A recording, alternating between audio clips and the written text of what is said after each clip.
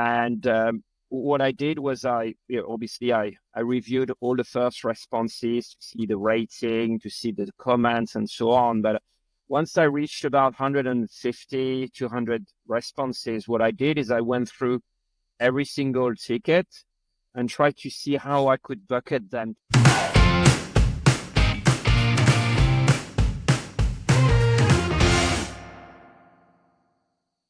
So, hi everyone, I'm Max, and I'm super happy to welcome Stephane. I'm going to leave him present in a few seconds, but for the story, Stephane reached out a few weeks ago. I think you commented in one of my posts about customer effort score, just ended up doing a Zoom, and we talked for 1 hour about the customer effort score. And I'm like, hey, Stephane, so much more than me that maybe you should just join in hour. I could interview you and share everything down the road with other support leaders. So here we are. So Stephane, maybe just to start, tell us a bit more about yourself. Would be amazing. Yeah, and thanks for inviting me.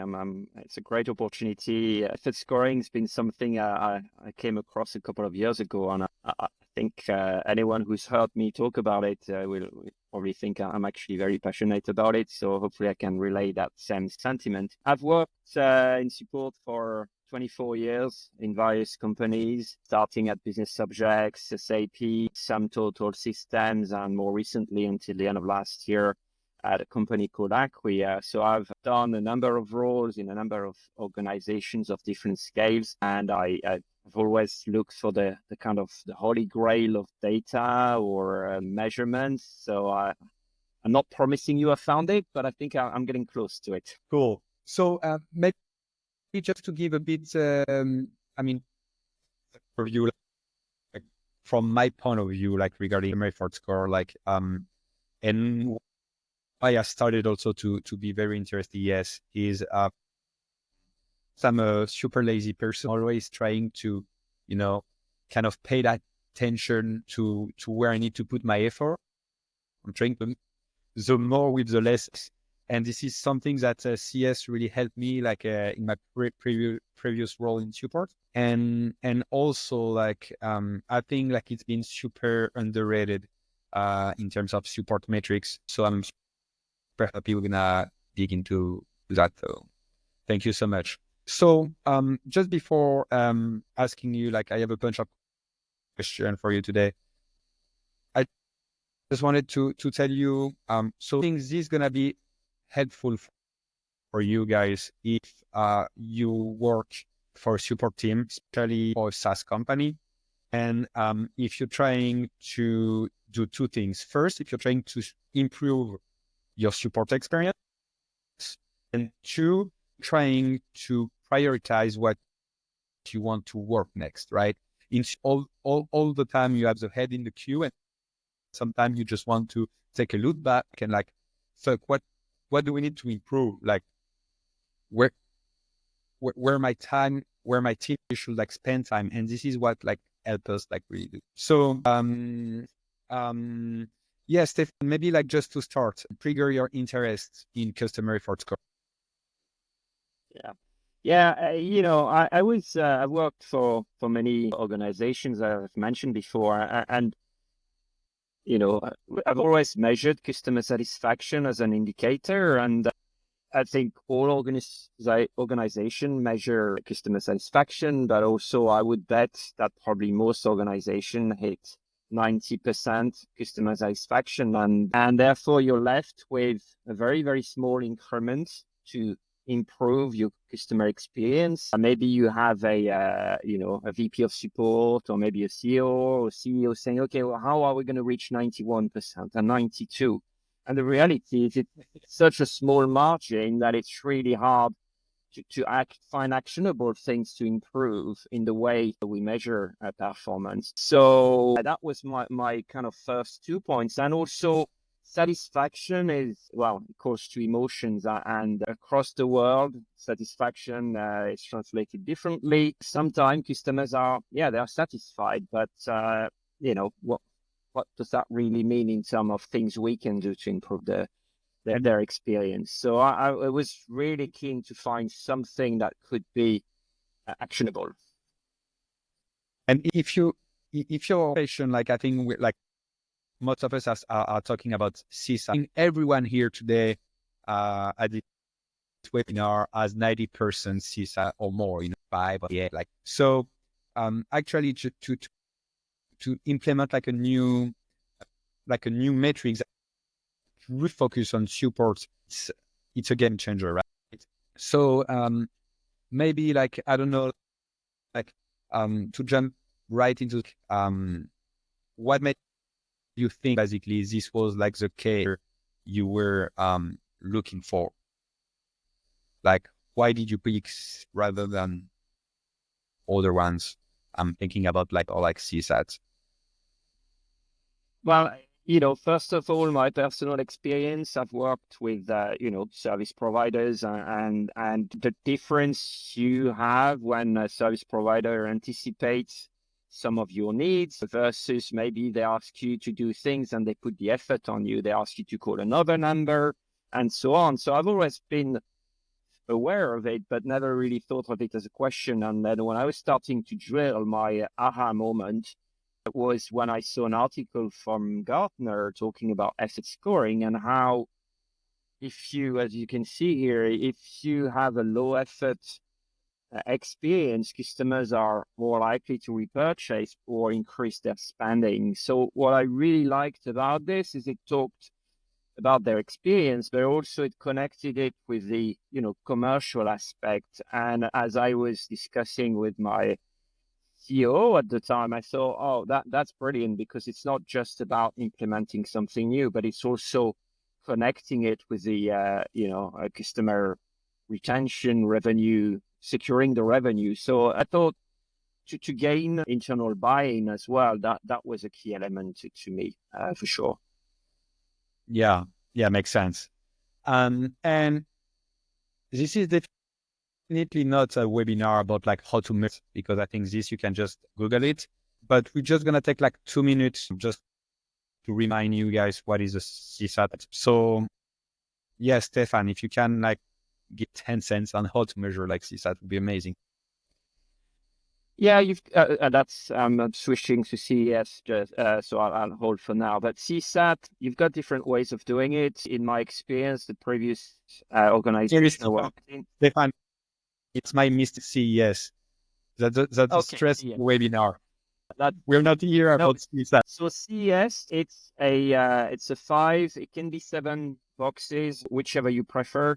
I went for 5 because I don't really think somewhat disagree or somewhat agree adds much value. But essentially, the way it's measured is by asking that question. So in our case, it was to what extent do you agree or disagree with the following statement?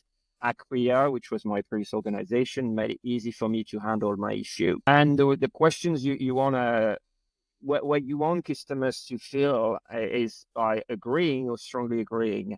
So what you do is you measure the number of customers agreeing or strongly agreeing, the number of responses you've had on top of the number of surveys you've sent. So if you have, the responses you've had. So if you have 100 responses and you've got 75 agree and strongly agree, then you have 75% CES. And the higher, the better, which is a little bit counterintuitive. You want a higher score to reflect the lowest effort. So that's the only thing at the beginning I will warn you to bear in mind. But very simple as we will talk again about the implementation of it.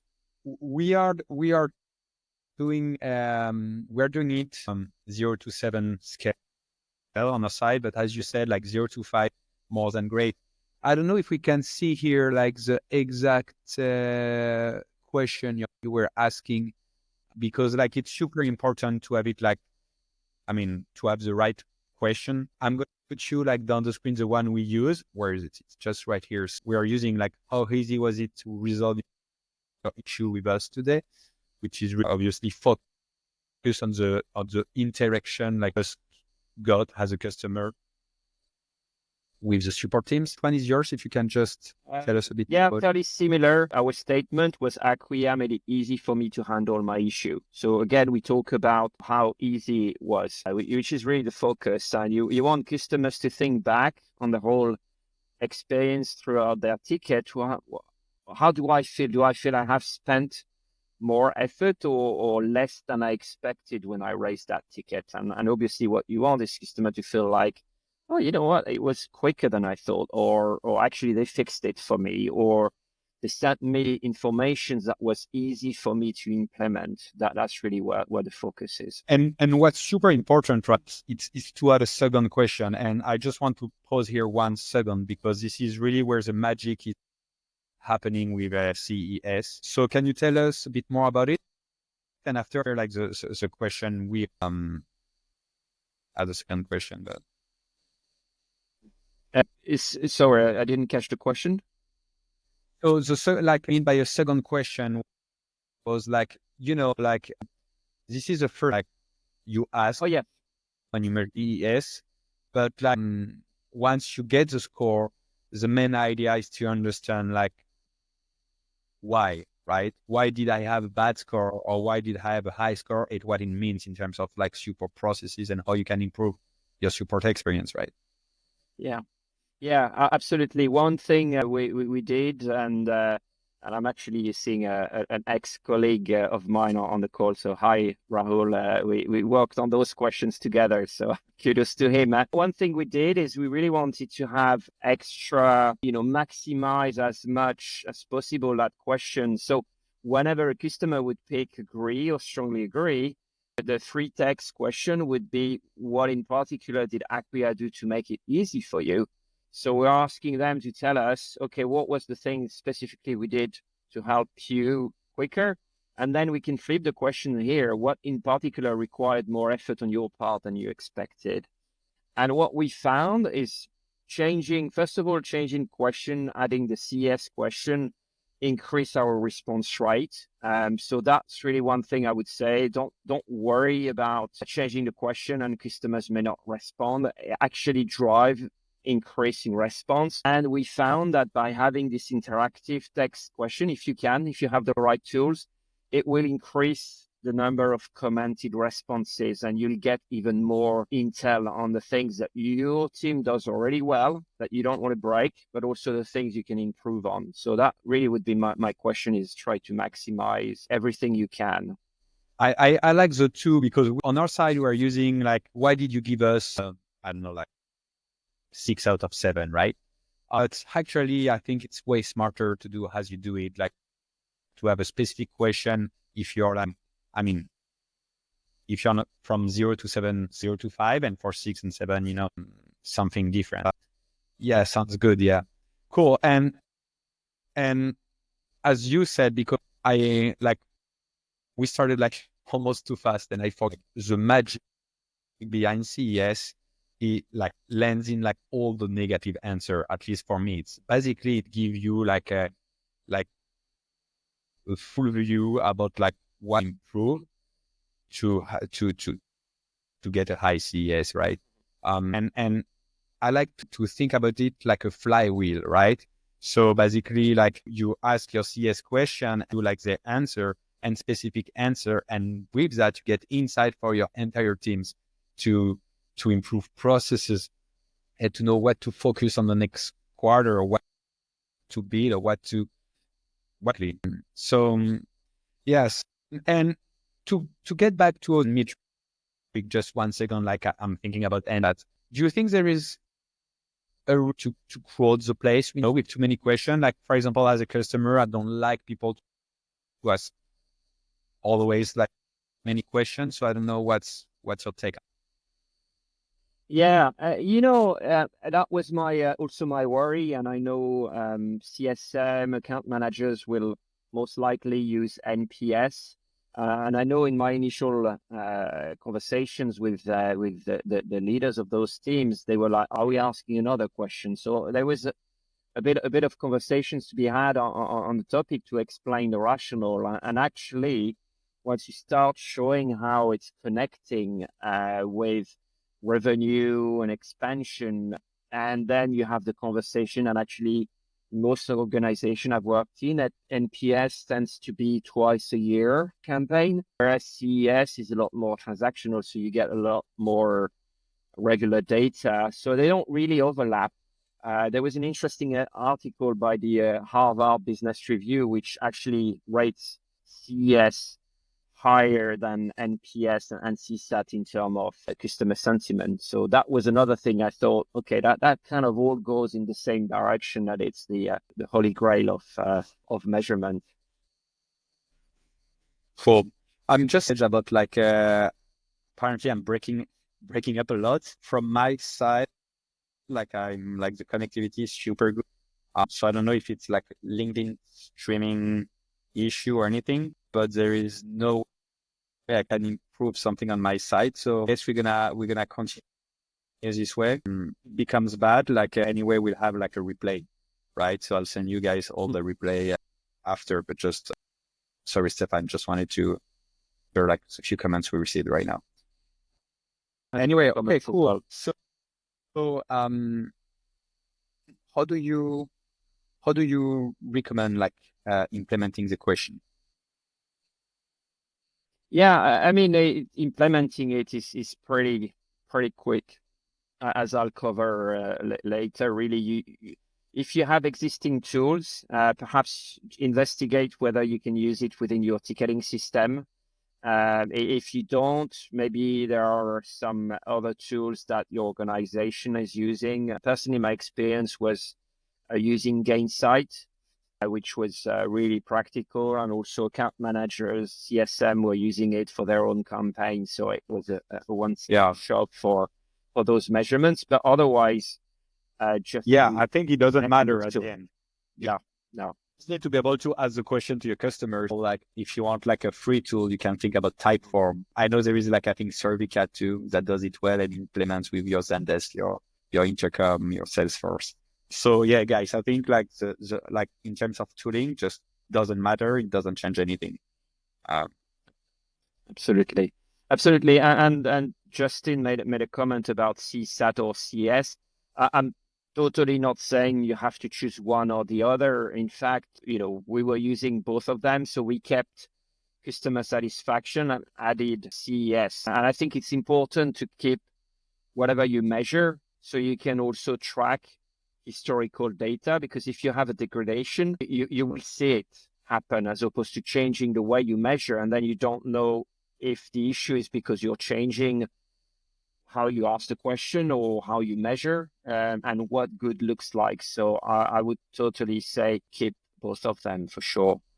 Yeah, definitely. Yeah, and it's not about like changing like from CSAT to CS or anything. I think here it just for the one who don't measure CS, just start measuring, because you just see another story. It says like different stuff from CSAT, but in terms of customer support team, like customer service, customer care, whatever you call it, really like where you get like the other one are more like on, like the rest of the company. I mean, they are not like so focused in such like a tiny interaction. And that's the beauty of CS. It just makes you really pinpoint like what's wrong in customer support and improve it. Yeah. I'm seeing an example. Jenny's saying her CSAT is 97%, which, exactly to our point to start with. It's fantastic. But then how do you find how to close the last 3%?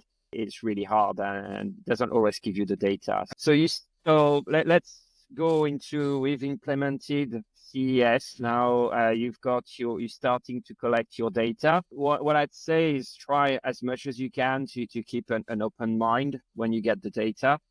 And what I did was obviously I reviewed all the first responses to see the rating, to see the comments and so on. But once I reached about 150, 200 responses, what I did is I went through every single ticket and tried to see how I could bucket them to see what kind of themes do we see. So some of them were around resolution time, urgency.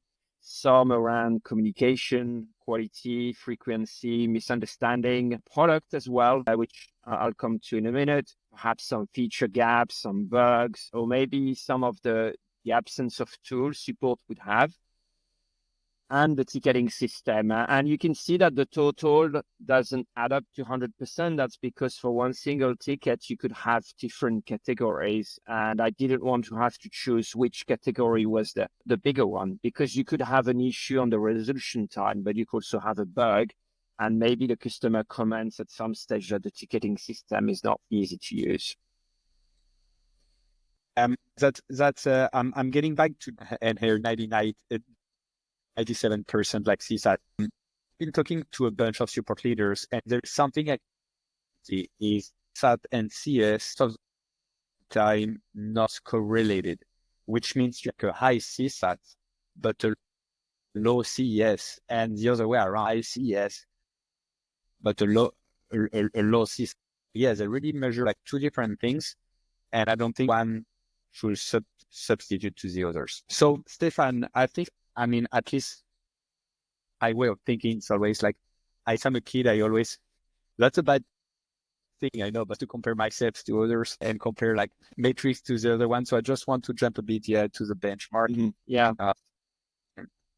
My paradigm on that. So actually here, like, I'll let you talk, but like there is different benchmark for the industry. I think what's important for everyone, I would say 100% works at a software company. So yeah, it's so high tech, which I think where probably most of the attendees are working in. I'd say that's what you good looks like. 65% is the top quartile. 61 is the median. Now, I'll be honest, I had a call with an analyst at Gartner because our initial results were about 79, 80%, which was way above. So I thought, okay, maybe I'm not using the right benchmark. And his response was, the benchmark is here as an indication that the best benchmark is to use your historical data. It doesn't matter what our benchmarks say. If you start on 40%, that's fine. It's a starting point. And then what you want to do is try and find out what's going to take us to another 5%, 10, and so on and so forth. So, don't get hooked into having to absolutely be on 61% plus. Also, sometime another point he made is it said sometime an organization will be on, say, 70%, and they'll be like, oh, okay, cool. Now we can focus on something else because we've got a good low effort scoring, which is not really the philosophy you want to have. You want to keep focusing on it. And in terms like of mark, like we did at Birdie like a benchmark with a bunch, and we found out that only 30% of the support organization were measuring CS, right? Which means 70% still don't measure it. So if you're part of the 70%, just think, you should start. I'm seeing a comment because it's some thoughts of Alexandria regarding like when to add CS, the right moment to add the question, and also like to not ask too many times. So I don't know if you have specific rules. I have some in mind, but I would love to hear like whether at Acquia. Yeah. So we did, obviously there is always the fear that by adding a second question, you might dilute the responses. We didn't see that. We saw an increase in responses. So we had the two questions, the customer satisfaction question I wanted to keep, because I wanted to keep the historical data and be sure that by adding a question, we're not mismatching what data we had. So I kept both questions. So my recommendation would be to not choose one over the other. If you measure CSAT, keep asking that question, but ask the CES question. Maybe what you do is you ask the first one is the CES question and your CSAT as a secondary one. But I would bet you will see increased responses. So keep both of them. I would say, and I was reading Alexandria's comments as well. I would say it's so quick to implement, and getting the data, you won't regret it. So go for it. And if you have questions or if you're not sure about things, you can ping me for sure. I'd be more than happy to help. But yeah, so on my side, what we've seen is like in terms of CES, so what's really good is like to ask the question what the kit resolve, and I like it to ask like not before, but really like once it's resolved, and I like it to do it in the first 24 hours. So I think like there is two schools here. Like you have people who like to do it just like right away, at the second you just ended up the chat, or in the 2 minutes following like the the last email of the tickets. Some like to do it like a few hours later to you, but because it's transactional in a sense, like we're talking to measure a specific interaction, I think it needs to be like quick after. And from what I understand, then you were asking the two question, I would say, like in the same survey. I know some people like that, or people who don't like to do that.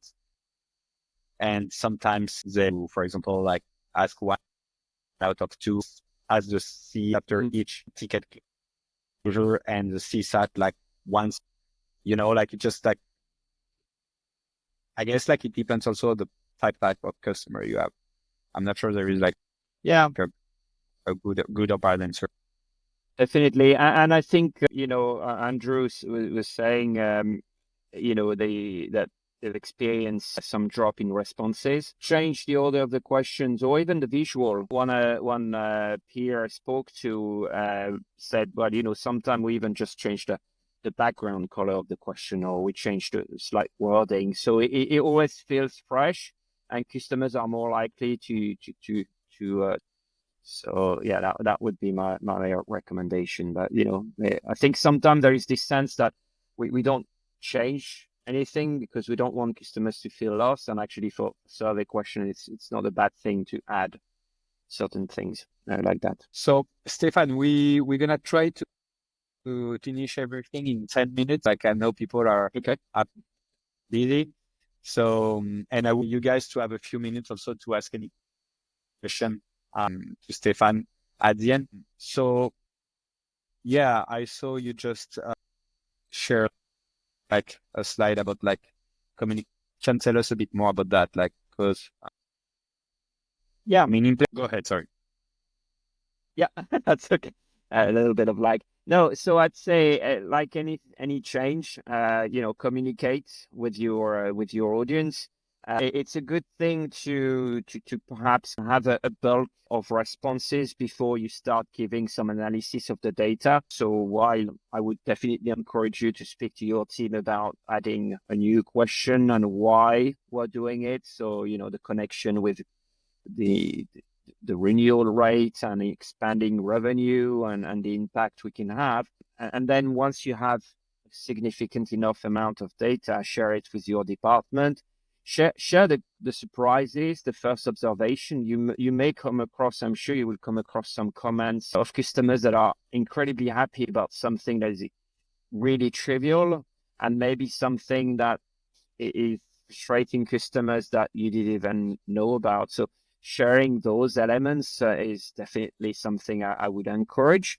The great thing with, and I covered that a little bit later on, is with CES is you can go beyond support. I think and I'll cover that in a minute. So the one thing I would say as well is share with your C-level suite, the head of other departments, particularly AM, CSM, and product, and I'll go to that in a minute.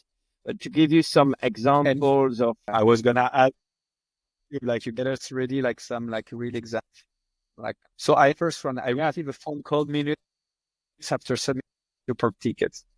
So this was like I mean, like it's like a good feedback, right? yeah, it was one, and I come from an age where support was mostly done on the phone, so I think I've always had a soft spot for the phone, and I think maybe that has lost its impact. So when I saw that particular comment in the context of a high rating, I thought, okay, that's good. And that was something I used as an example to share to our global team to show that the kind of positive responses we got. Another one which I found interesting And was just a negative comment. 1 second, because I'm thinking, for example, like what it really means. It's like if you receive something like this in terms of support operation and support processes, hey, look, just like we made it because like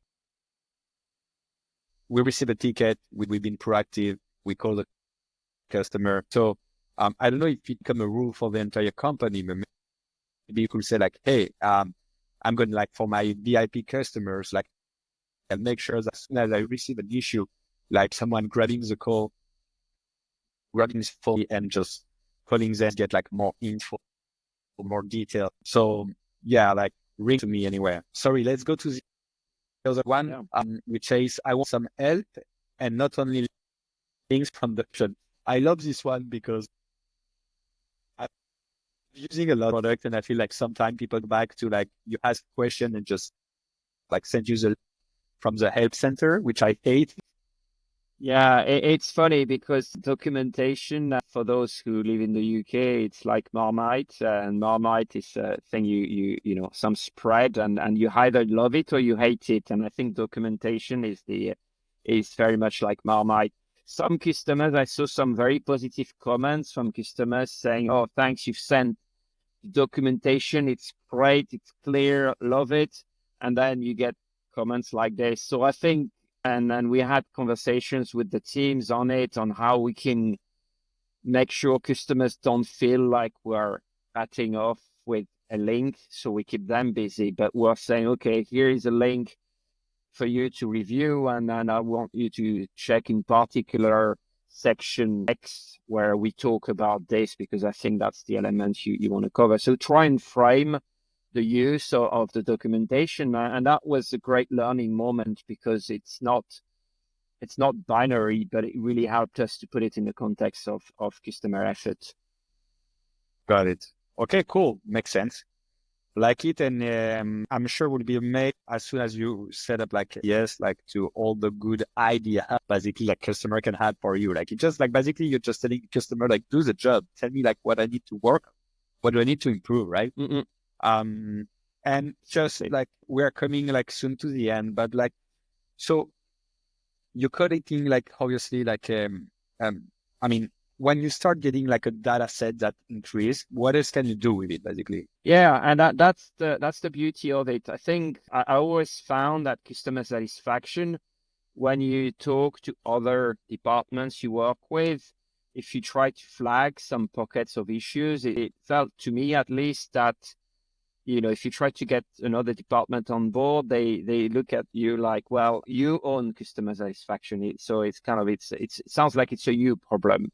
Whereas with effort, and that was true with product engineering in particular, when you start getting enough data to slice it per product or per type of issues, if you only have one product, and then you contrast how certain product or certain issues have different level of effort scoring, I can promise you product managers will take a lot of interest in that data, and they will actively ask you, okay, how am I doing on my product? Or why is my product doing not as good as product X? And can I go through the numbers with you? And that really opens up the conversation. And effort is a number of things. So it can be that perhaps the product is buggy. Maybe the documentation is not robust enough. Maybe the customer hasn't had enough onboarding to be comfortable with the product, or maybe support needs more training. So it's not a one size answer, but it really helps open the box and build on the conversation. And the same thing with sales. Once I started sharing effort scoring with one of my colleague, a CSM manager, he was like, oh, very, very interesting. Can we see by industry whether we have differences? And what about subscription level or geography? And we even looked at tenure, and we could find that customers that had been customers of us more recently experience a higher level of effort than those that had been with us longer. So there was definitely questions around onboarding. If we're talking about like a company's level, which at the end is just like, I'm sorry, but it's true. But the CEO wants that it grows, like it's more revenue. And three things. First, it's not, I think it is, it's proven that CES predicts future customer purchases, talking about a grade. CS indicates likelihood of customer referral, which is super powerful. Reliability predict also loyalty. So, which means if you like customers getting yes, like the run like pretty high, or pretty low, I think like a good CS, right? It extend like the year or months of contract is getting. All those are like triggers also for the rest of the teams. Just to completely finish, to maybe have something super actionable. You were to come to another support teams and you had to set up like a custom efforts. Like, how would you do it? You know, in 30 minutes, you can start from scratch and just like go with like a CS strategy. Yeah, it's really super quick. And the moment I knew I wanted to implement it, depending on who you have as stakeholders, but in my case, the moment I got my CEO on board, it was like, okay, let's do it. So then it was quickly implementing it. We were using Gainsight for our questions and surveys. So we just put the question in it, did a run test, and that was it. And then you start collecting data. If you have a smaller organization, see what you can do natively within your ticketing system. If you can't, you can even use some freeware, some free apps to send surveys. It really doesn't matter. And in fact, all you need is then to collect data, use Excel to do some slice and dice. It can be super low tech. So I would be surprised if technology gets in the way of implementing it for sure. And it shouldn't. It should be low effort. It should be low effort. At the end, like it's like in reality, you have nothing to lose to just give it a try. For me, like the steps are pretty clear. Just like write a question, the main question, write the two sub questions. In case you have a low CS score or high CS score, use whichever tool. A type form is fine, and collecting all feedback. Just make sure to pick which feedback you want to work on and improve your customer support or customer process. Like as I said at the beginning, and I think like it's probably the easiest thing you can do as a support leader to improve customer support in your company in general. Love flywheel system because basically once it's set up, it's like forever. So yeah. So thank you so much, Stephane, for today. Thank you everyone, guys, supporting our French accents too. I don't know if we have any question. If you have any question, could be about CS or it could be about anything else regarding support, that's the right moment. We'll hang out here like 5 extra minutes with Stephane. So yeah, if you have a question, don't hesitate. If not, and you need to go, just like thank you so much for spending a bit of time with us and enjoy the rest of the week, guys. Yeah, absolutely. Thanks everyone for attending. And and if you start implementing it and you get stuck, or if you just want to do a bit of brainstorming, or you just want to use me as a rubber duck, ping me on LinkedIn. I'm more than happy to help. It really is for me. It's fantastic tool to implement.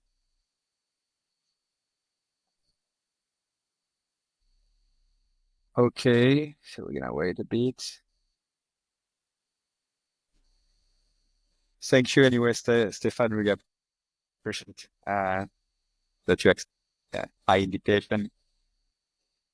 I'm just realizing like we're at the end of the webinar and like I forgot so many things.